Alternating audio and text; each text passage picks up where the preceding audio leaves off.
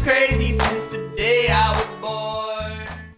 I've done some things that you just How's it going, guys? Today I'm going to couldn't talk about a ignore. sticky subject on whether or not should you push your athlete to specialize and just play baseball and softball, or is it better for your athlete's development to play multiple sports at a young age?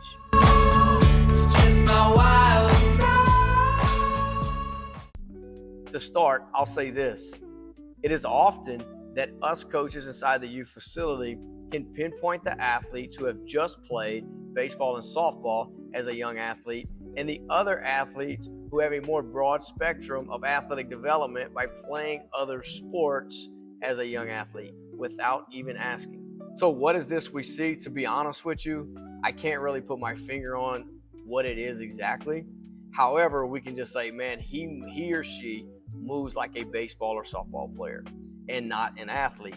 While other athletes are coming in and it's like, okay, you can tell that they have a better foundation of athletic movements and being able to react certain ways, being able to do other things that could be a movement that is required inside of a baseball game or softball game.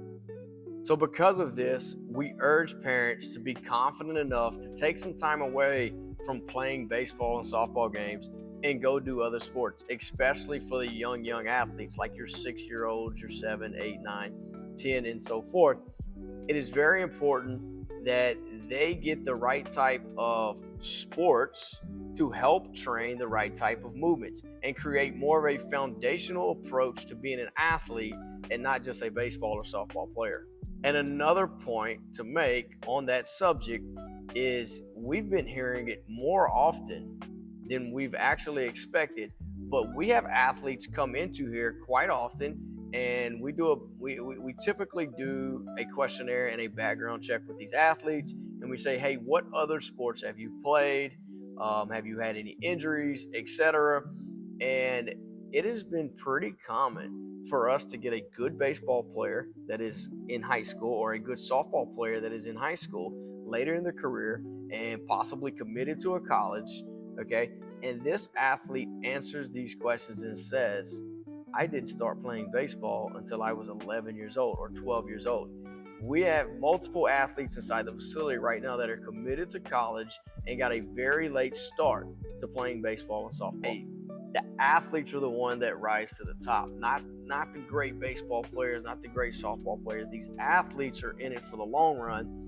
We know that this can be a very tough decision for parents today that are sucked up into the travel ball world, where the whole attitude is play, play, play, play, play. And if I'm not playing enough, I feel like I'm getting behind.